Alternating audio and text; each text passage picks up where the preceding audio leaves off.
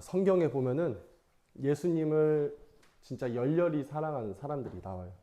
그 중에 막달라 마리아도 있고 또 사랑하는 제자 요한도 있습니다. 근데 또 우리가 그 중에서 또 베드로의 색깔은 조금 다르죠. 그 둘과 다르게. 뭐가 좀 베드로의 성격은 좀 어떻게 묘사되고 있나요? 성경에? 수제자. 그리고 성격은 또 어떤 것 같아요? 그쵸. 불같고 직설적이고 성급하고. 그러니까 베드로는 예수님을 사랑하는데 아주 과하게 열정적으로 그리고 인간적으로 엄청 사랑했어요. 그러니까 자기가 사랑이라는 감정을 알고 있는데 자기가 알고 있는 사랑의 감정 내에서 할 수 있는 사랑을 다 한 사람이에요. 사랑의 방식을 자기가 아는 그 사랑의 방식을 다 한 거예요. 그것이 막 직설적이고 지적적이고 솔직한 표현 이제 그런 식으로 나오고 예수님을 지키려는 그런 열심들. 성경에 베드로가 많이 언급돼요. 자, 성경에 보면은 베드로는 마지막까지 예수님을 지키겠다고 말한 사람이에요. 절대 예수님이 죽게 냅두지 않겠습니다. 실제로 칼을 뽑아가지고 말구의 길을 자르기도 해요. 마지막까지. 그러니까 그게 다 사랑의 표현이에요. 그리고 또 베드로는 예수님께서 말씀하시길 너희는 나를 누구라고 하느냐라고 말할 때 베드로는 주는 그리스도시요 하나님 살아계신 하나님의 아들입니다 라고 말하는 그러니까 신적 고백을 최초로 한 사람이기도 해요. 도마의 고백과는 좀 달라요. 도마는 당신은 주님이시고 하나님이십니다 라고 고백이고 그러니까 좀 더 베드로의 고백보다 최상급의 고백인 거고 부활 이후에 예수님을 본 도마의 고백은 근데 베드로는 부활하기 전에 예수님의 신성을 고백하는 최초의 사람이에요. 좀 달라요 둘이. 베드로는 그만큼 좀 예수님을 특별하게 사랑하고 특별하게 그런 제자였어요. 그리고 그런 제자가 이렇게 말해요.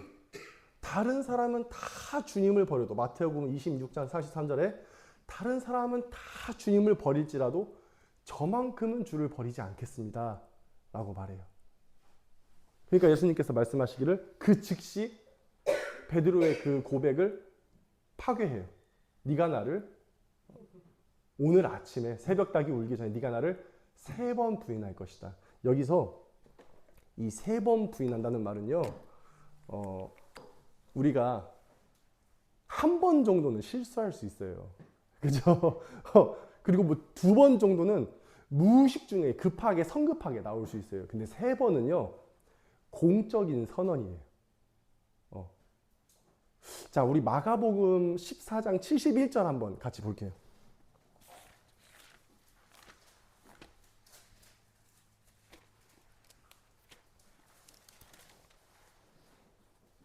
마가복음 14장 71절에 이렇게 말합니다. 그러나 베드로가 저주하며 맹세하되 나는 너희가 말하는 이 사람을 알지 못하노라. 지금 베드로가 예수님에 대해서 어떻게 해요? 저주하며.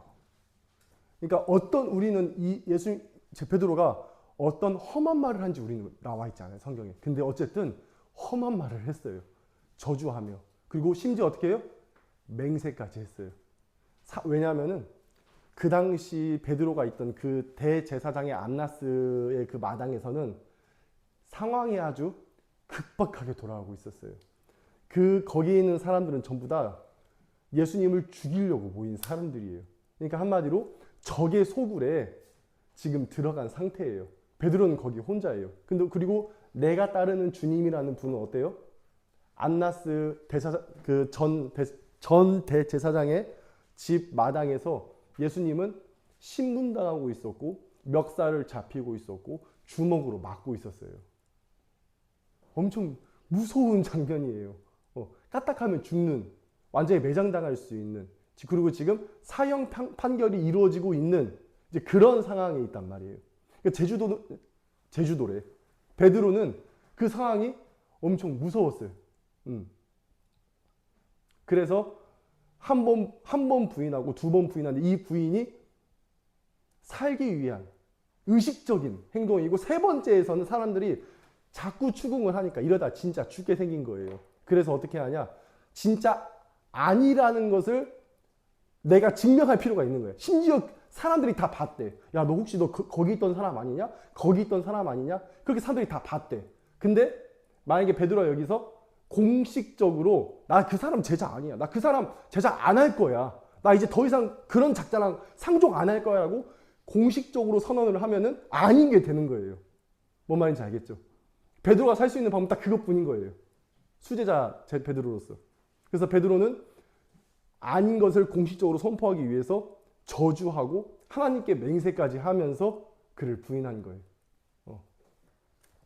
자, 우리가 그 예수님에 대한 어떤 그런 2000년 전 예수님의 그런 어떤 모습을 우리가 머릿속으로 그리면은 예수님이 보통 어떤 모습일지 이렇게 상상해 볼 수 있거든요. 그러면 우리가 예수님이 공생의 기간 동안에 이스라엘에 계셨을 때 어떤 모습이었을 것 같아요? 많은 사람들이 고난의 주로 생각을 해요.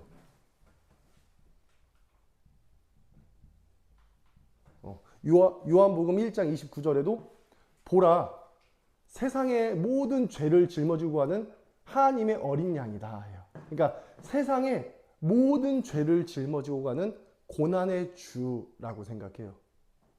그래서 많은 사람들은 예수님께서 공생의 기간 동안에 슬퍼 있었고 무기력하고 웃지도 않고 항상 지쳐 있고 피곤하고 그런 주님으로 생각할 수 있어요. 왜? 세상의 모든 죄를 짊어지고 가는 고난의 주이기 때문에. 그런데 또 뭐가 있어요? 기쁨의 주도 있어요. 자, 우리는 많은 경우 이런 고난의 주를 생각할 수 있거든요. 근데 성경에 보면은 마태복음 11장 29절 이하에 나에게 와서 배우라. 나의 멍에는 쉽고 가볍다. 세상의 모든 죄를 짊어지고 가는 주님이 하신 말씀이에요. 나의 멍에를 배워. 내가 짊어지고 가는 멍에는 쉽고 가벼워. 자, 우리 히브리서 12장 2절 한번 또 볼게요. 자, 우리 히브리서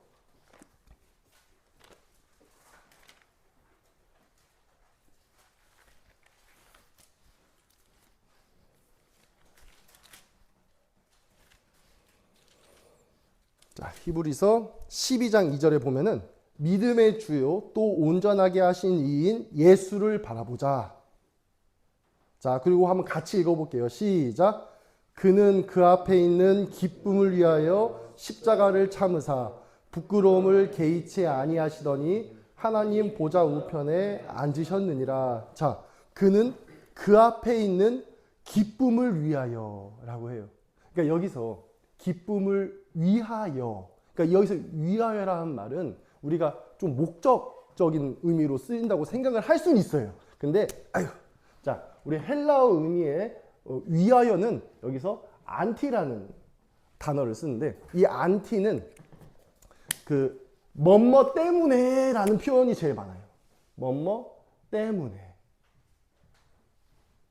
자, 여기서 그 앞에 있는 기쁨 때문에, 그 앞에 있는 이라는 말은 미래의 어떤 그런 것을 상징할 수도 있지만은 뉘앙스적으로 그걸 상징할 수 있지만은 지금 내 앞에 현재적으로 있는 걸 상징하기도 해요. 나랑 가장 가까운 거. 그러니까 예수님께서 말씀하신 그는 그 앞에 있는 기쁨 때문에 십자가를 능히 감당하셨다. 그러면 예수님은 그리고 부끄러움을 개의치지 않았다. 그래서 부끄러움은 뭐냐면은 조롱과 멸시와 핍박들이에요.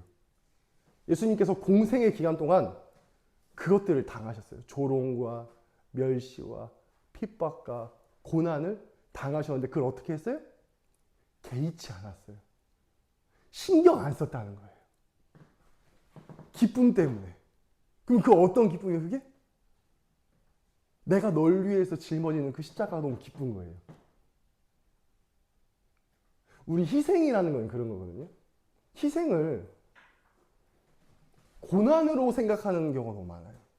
누군가를 위해서 희생할 때 내가 이 사람 너무 사랑하니까 뭐 청소도 하고 빨래도 하고 뒷바라지도 하고 나가서 열심히 돈도 벌어와서 맛있는 것도 사주고, 그것을 고난으로만 해석하지만은 그거를 기쁨으로 하는 사람이 얼마나 많아요. 내가 돈 버는 게 비록 힘들지만 기뻐. 왜? 사랑하는 너 때문에. 그쵸? 그럼 예수님은 지금 세상의 모든 죄, 너의 죄를 짊어지고 가시는데 그것이 고난으로 보였을까요? 저는 안 보였을 거라고 생각해요. 오히려 기쁨으로 보였을 거예요.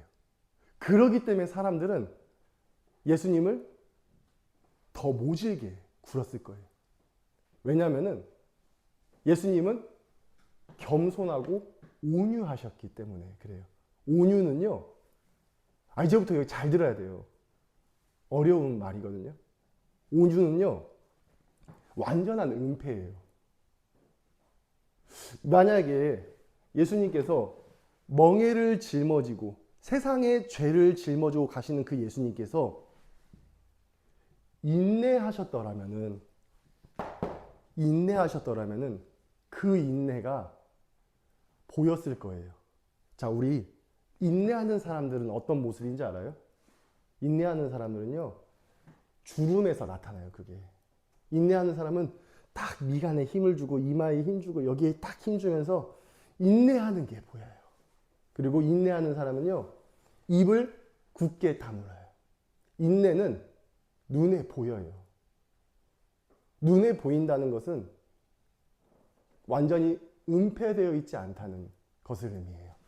내색한다는 걸 의미해요. 좀 쉽게 말하자면 내색한다는 거. 인내는 내색하는 게 보여요. 참는 게 보여요. 자, 이 고난의 주는 인내하는 게 보이지 않았어요. 자, 두 번째로 이 고난의 주는 용맹스러우셨어요. 용기 있었어요. 근데 그 용기가 보이지 않았어요. 그는 인내하셨지만 인내가 보이지 않으셨고, 용기 있으셨지만 용기가 보이지 않았어요. 자, 다시 한번 또 용기를 말할게요. 용기는 기상으로 나타나요. 인내는 침묵하는 입과 주름으로 나타나는데, 용기는 기상으로 나타나요. 씩씩함, 용맹스러움. 죄를 짊어지고 가는 주님은 만약에 용기가 보였더라면 그는 늠름한 장군처럼 보였을 거예요. 근데 그 누구도 예수에게서 용기를 발견하지 못했어요. 인내를 발견하지 못했어요. 그리고 또 고매함이 있습니다. 그 누구도, 예수님은 이 고매함이라는 말은 일종의 탁월함을 의미해요. 성품적, 그런 어떤 탁월함, 능력. 예수님께서 탁월하게 십자가의 멍에를 짊어지고 가셨는데 그 누구도 예수님을 고매하다고 생각하지 않았어요. 우리가 봤을 때 이런 고매함은요, 막 그 도인들 있잖아요. 도인들. 막 도사들처럼 그러하였느니라 하면서 뭔가 좀 고매해 보이는 거 있잖아요. 근데 그것이 예수님에게서 발견되지 않았다는 거예요. 그는 볼품없었고 초라했었고 고개를 내리고 있었기 때문에 그래요. 고매한 자는 눈빛과 고개를 쳐듬으로써 그 고매함이 나타나요. 예수님은 누구보다 고매하셨어요. 누구보다 탁월하셨고 누구보다 뛰어나셨어요. 근데 그게 보이지 않았어요. 예수님 누구보다 용기 있으셨는데 그 용기가 보이지 않았어요. 예수님은 누구보다 인내하셨는데 그 인내가 보이지 않았어요. 왜? 온유 때문에 그래요. 예수님은 말씀하세요. 너희는 내게 와서 배워라. 나는 겸손하고 온유하니. 예수님께서 내게 와서 배우라. 나의 멍에를 짊어져라. 나의 고난, 나의 십자가를 짊어지라고 말해요. 근데 그 십자가를 짊어질 때 인내하면서 하라고 말하지 않아요.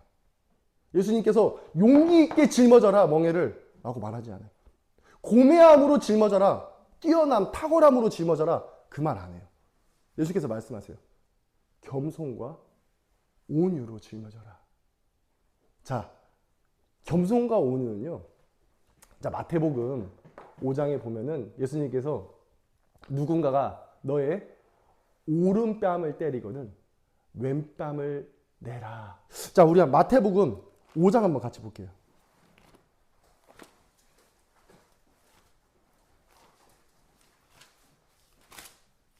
자, 마태복음 산상수훈 하시고 나서 38절 이하에 39절부터 마태복음 5장 39절 제가 읽어볼게요.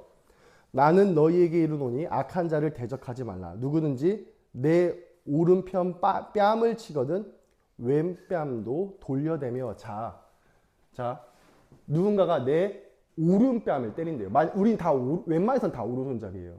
오른손잡이를 기준으로 말해요. 그러면은 만약에 상대방의 뺨을 때려요. 그 상대방은 어디 쪽 뺨을 맞아요? 오른쪽 왼쪽? 왼쪽이죠.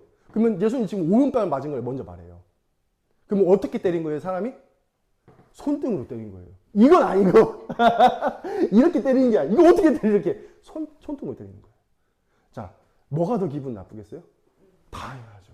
엄청난 모욕이에요. 세상에 이렇게 뺨을 때리는 것은요, 주인이 하찮은 종이 아니라 짐승 같은 죄인한테 하는 행동이에요. 딱 때리는 거예요. 근데 놀랍게도 예수님은 그런 경멸과 혐오, 멸시를 당했을 때 왼뺨을 동시에 대라는 거예요. 그럼 왼뺨 대라는 건 뭔 말이에요? 이 자세가 되면은 바로 칠 수 있게 해라. 진짜예요? 내가 지금 농담하는 거 아니에요? 안 믿겨지겠죠? 자, 다시 또 말해요. 누군가가 너를 고발해서 속옷을 뺏어가거든 뭐라 해요? 겉옷을 내어주라. 자, 이거 한번 보여줄게요. 이게 예수의 온유예요. 자, 예수의 온유는 뭐냐면요, 이런 거예요. 야, 너 강도가 와가지고 너 옷 내놔. 근데 겉옷은 안 뺏어가. 왜냐면은 겉옷마저 뺏어가면 얘 죽거든요. 이 당시에 제가 말했죠. 저번에도 설교 때 몇 번 말했는데 겉옷은요 생명이에요. 생명. 거지의 생명이에요. 덮고 잘 건 있어야 될 거 아니야. 그 추운 팔레스타인 밤에 온도차 그렇게 극심한데 이거 겉옷마저 없으면 얼어 죽어요. 그러니까 속옷만 뺏어가는 거야. 양심적인 거예요. 뺏어간 건 뺏어가는 건데 살 수는 있게 해주는 거예요. 속옷을 뺏어간다는 건. 근데 예수님께서 뭐라고 말해요? 겉옷을 주라는 거예요. 겉옷은 내 전부예요. 이거 뺏기면 없어요. 죽어요. 거지는. 겉옷 주라는 거예요. 이거 뭘 의미하냐면요.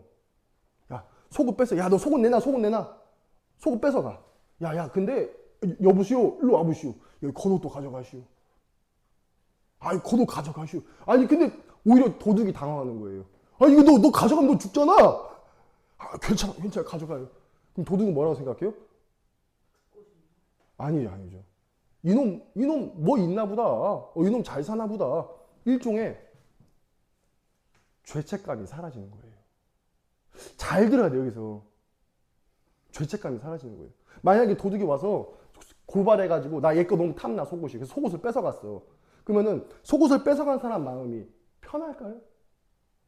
아무리 나쁜 사람이어도 내가 이 사람한테 해를 가했다는 죄책감이라는 게 있고, 이 죄책감을 없애기 위해서 어떻게 하냐면 우리는요, 자기 합리화를 하는 거예요. 그래서 자기 기만을 하는 거예요. 내가 네 걸 뺏어갔어. 근데 죄책감이 너무 심하니까 어떻게? 아이, 저놈은 저래도 싸. 막 그런 식으로 이제 자기 합리화를 하는 거란 말이야.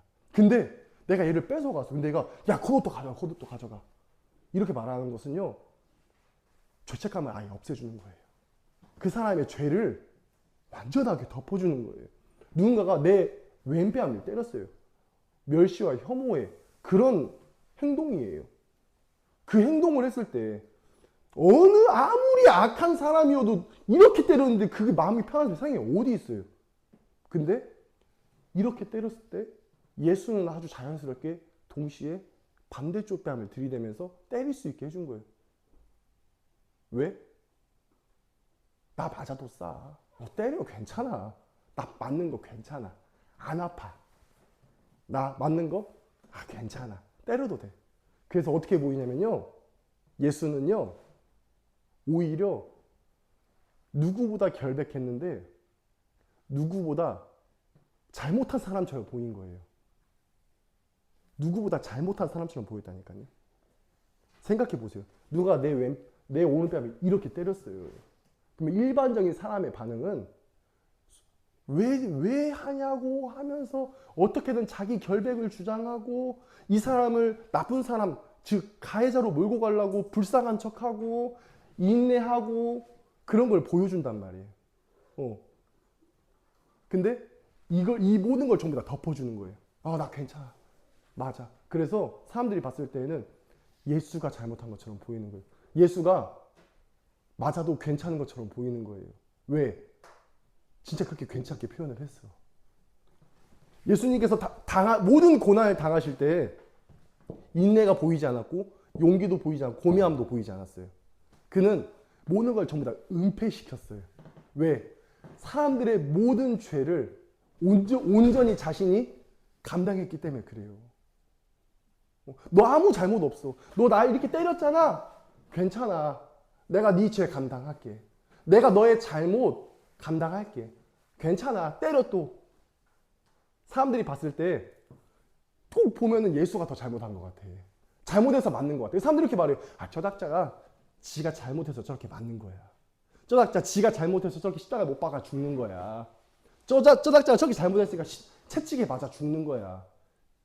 저 작자 지금 행동하는 거 봐봐. 죄인처럼 행동하잖아. 자기가 진짜 죄가 많은 것처럼. 마땅히 받아야 될 벌을 받는 것처럼 말하잖아. 그래서 예수님은 모든 죄를 짊어질 수가 있는 거예요. 그게 하나님의 어린 양다운 자세였어요. 근데 이 일을 어떻게 한지 알아요? 기쁨으로 했다니까요. 사람들은 그래서 이걸 발견을 못하는 거예요. 이 기쁨을 할 수 있었던 이유가 뭔지 알아요? 너희는 내게 와서 배우라. 나는 겸손하고 온유하니. 이게 바로 예수님이에요. 그래서 이거를 공생의 내내 예수님 사는 내내 이 겸손과 온유가 가득 채워져 있어요. 근데 그걸 아무도 발견 못했다니까? 그의 온유함을 발견 못했어요. 이래서 기독교는 특별한 거예요. 세상에 있는 모든 종교는요, 이 세 가지 범위 안에 있어요. 어떤 종교 보면은 인내를 최고의 덕목으로 여겨요. 그래서 막 고행하고 고통당하고 그런 게 있어요. 어떤 종교는요, 용기를 최고의 덕목으로 여겨요. 그래서 막 용맹스럽게 뛰어들고 성인식도 치르고 어떤 종교는 고매함을 최고로 해요. 그래서 산속에 들어가가지고 딱 앉아가지고 딱 말할 때에도 그러하였느니라. 고매함을 최고로 여겨요. 근데 기독교는 이 모든 것을 은폐시켜요. 이 모든 걸 가지고 있는데 이 모든 게 없는 것처럼 보여요. 기독교는 오직 이것만 가지고 있어요. 그리고 이것은 그 누구에게도 보이지 않는 거예요. 겸손과 온유는요, 그 누구에게도 보여서는 안 되고 보여질 수도 없는 거예요. 만약에 이게 보였더라면은 그는 진실로 겸손한 게 아니고 진실로 온유한 게 아니에요. 자, 예수님께서 다시 또 말해요. 넌 내게 와서 배우라. 나는 겸손하고 온유하니. 자, 예수님은 이 두 가지를 함께 말씀하신 이유가 있어요. 예수님께서 나는 겸손하니 라는 말만 하신 게 아니에요. 나는 온유하니 라고만 말씀하신 게 아니에요. 예수님은 나는 겸손하고 온유하니 내게 배워라. 내게 배울 게 뭐다? 겸손과 온유뿐이에요. 이 두 가지를 함께 말했다는 것을 우리는 잘 생각해야 돼요. 자, 겸손과 온유는 비슷한 듯 보이지만은 그 요점이 달라요. 자, 겸손은 뭐냐면요. 제가 다시 말할게요. 겸손은 은폐예요. 제가 아까 온유도 은폐라고 했죠? 온유는 뭐냐면은 은폐를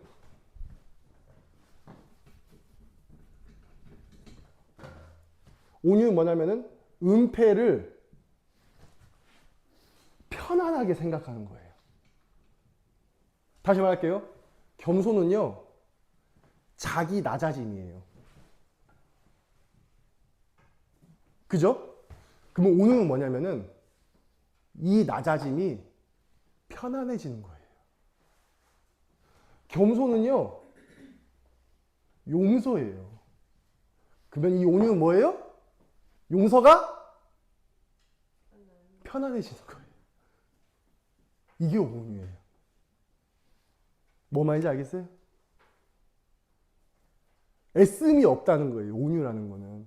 이거를 행함에 있어서 은폐되고 낮아지고 용서함에 있어서 애씀이 없다. 편해지는 상태. 자, 겸손은요, 자기 인식이에요. 내가 누구인지 아는 것, 내 위치를 아는 것.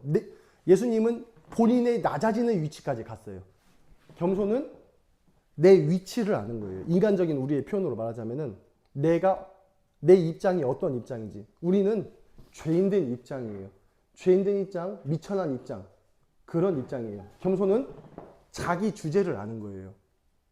그러면 온유는 뭐냐? 내 위치에 머물러 있는 거예요. 그 머물러에 있어서 성숙하게 조용히 받아들이는 것. 자, 온유는요, 겸손은요, 용서하는 거라 했죠? 온유는요, 용서를 490번 하는 거예요. 무한히 하는 거예요. 그래서 겸손은 이런 모든 덕목들을 가지고 있는데, 온유는 그것들이 계속 발현되는 것이라고 보면 돼요. 발로. 예수님은 겸손과 온유를 같이 말씀하셨어요. 겸손은 자기 존재의 인식인 거고, 온유는 자기 존재 인식한 것을 삶으로 나타내는 것이 바로 온유예요. 자, 우리 성경 보면은, 자, 온유라는 말은 제가 아까 말했던 것처럼 성경 전체에서 계속 은폐되어 있어요. 근데 그 온유가 딱 한 번 드러날 때가 있어요. 예수님한테서. 그때가 어디일까요? 십자가는 물론 그런 걸 모든 걸 포괄하고 있는데 딱 온유만 드러나는 그 순간이 있어요. 바로 오늘 본문이에요. 도대체 오늘 본문 어디에서 예수님의 온유가 드러났냐? 그 은폐되었던 그것이. 자, 예수님께서 베드로한테 말해요. 네가 나를 3번 부인할 것이다. 전면 부인할 것이다. 베드로가 모닥불을 쬐면서 사람들과 이렇게 같이 있으면서 모닥불을 쬐면서 예수님을 부인했어요. 나 그 자를 모른다. 저주하고 맹세하며 부인하고 있었어요. 그리고 3번째 저주하며 맹세하고 부인했을 때 닭이 울었어요. 그리고 예수님은 저기 계셨어요. 베드로랑 얼마 떨어지지 않는 자리에 계셨어요. 그렇게 닭이 울었을 때 예수님께서 어떻게 해요? 뒤를 돌아보셨어요. 베드로는 예수님과 눈이 마주쳤어요. 자, 여기 보면은, 자, 누가복음 오늘 본문에 누가복음 22장 61절에 주께서 돌이켜 베드로를 보시니라고 해요. 예수님께서 맞고 계시고 고난당하고 계실 때 베드로가 부인하자마자 예수님께서 몸을 돌려가지고 베드로를 봤어요. 뭔 말인지 알겠죠? 눈을 마주쳤어요. 베드로가 부인한 얘기를 다 듣고 있었어요. 내가 가장 사랑하는 사람이, 나를 가장 믿어주겠다는 그 사람이, 나를 떠나지 않겠다는 그 사람이 나를 저주하고 맹세하면서 부인하는 그것을 다 듣고 계셨어요. 그때 닭이 울었을 때 내가 부인한 그분과 눈이 마주쳤어요. 어떨 것 같아, 베드로의 마음이? 근데 예수님의 온유는요, 죄를 덮어주는 거예요. 베드로는 그 죄를 저질렀어요. 근데 예수님은 그때 안 보실 수도 있었어요. 근데 일부러 그를 보셨어요. 그것은 당신의 그 사랑을 조금이라도 언급한 거예요. 서술한 게 아니라 당신의 그 온유를 설명하지 않고 언급한 것만으로도 베드로는 오열한 거예요. 자, 예수님께서 베드로를 보셨을 때 어떤 눈이었을 것 같아요? 한번 그 눈을 한번 상상해봐요. 베드로는 예수님을 눈이 마주쳤어요. 그러면은 아무 말도 안 했어요, 예수님은. 근데 베드로는 그 눈을 보고 오열한 거예요. 그럼 예수님의 눈은 어떤 눈이었을 것 같아요? 분노에 차 있는 눈? 원망하는 눈? 아니에요. 사랑하는 눈. 널 용서하고 있다. 베드로가 저주하고 맹세하며 예수님을 부인했을 때 예수님께서 돌아보셔가지고 그를 이렇게 말해요. 눈으로 이렇게 말해요. 난 널 아직도 사랑하고 있어. 베드로는 거기서 오열할 수밖에 없는 거예요. 무릎 꿇을 수밖에 없는 거예요. 무너질 수밖에 없는 거예요. 한 번도 예수님은 그런 표현을 해본 적이 없어요. 마지막까지도 예수님께서 내가 너를 사랑한다라는 어떤 그런 직접적인 표현을 물론 했었겠지만은 그 온유, 은폐되어 있는 상태, 그 상태에서 단순히 눈짓만으로, 그 언급만으로 베드로는 완전히 그 앞에서 굴복한 거예요.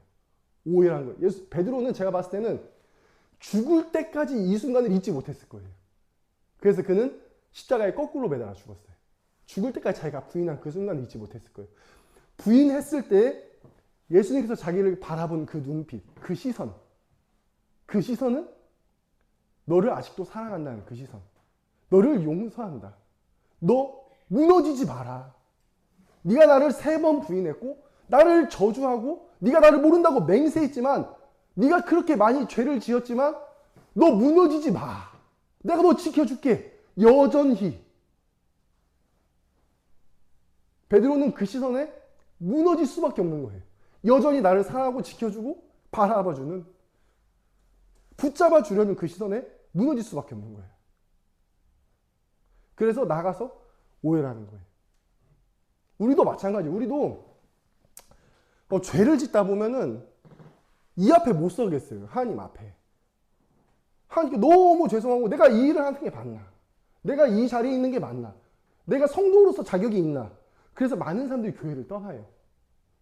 교회가 오고 싶은데 죄를 지어서 떠나는 거예요. 근데 예수님은 여전히 너를 바라보면서 괜찮아. 용서할게. 너 와. 라고 말씀하고 있어요. 예수님은 겸손하고 온유하세요. 널 용서하시는데 한 번 용서하는 게 아니라 490번 무한히 용서하세요. 무한히 너를 용납해요. 이게 예수 그리스도의 온유예요. 그가 아픈 내색도 안 해. 미워하는 내색도 안 해. 원망하는 내색도 안 해. 끝까지 사랑하시는 것. 그것이 예수님의 시선, 예수님의 겸손, 예수님의 온유, 예수님의 사랑이에요.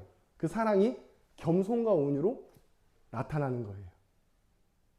자, 제가 오늘 이제 온유랑 겸손에 대해서 말했는데 사실은 이 온유랑 겸손은 우리가 그냥 단순히 덕목 중에 하나다라고 생각하진 않았으면 좋겠어요. 제가 요점은 거기서 잡아서 그렇지 겸손과 온유라는 덕목에 너무 빠져들기보다는 이 겸손과 온유는 사랑을 내포하고 있다고 생각했으면 좋겠어요. 겸손과 온유는 예수 그리스도의 사랑이 나타나는 방식이에요. 그래서 오늘 이 자리에 모인 여러분들이 예수님의 그 온유를 본받아서 그 겸손을 본받아서 성도의 가장 특별한 흔적 그리고 유일한 흔적은 바로 온유니까 여러분들도 예수님의 그 사랑의 방식을 배워서 물론 지극한 경지라서 우리가 예수님처럼 될 수는 없어요. 근데 적어도 방향만은 이쪽이 맞아요. 그래서 이쪽 방향을 바라보면서 그분을 배우고 그분의 멍에를 жил머지면서 능히 가볍게 짊어지고 갈 수 있는 온유로서 가볍게 짊어지고 갈 수 있는 그런 자기 십자가를 감당하는 모든 청년부들이 되기를 예수님의 이름으로 간절히 축원합니다.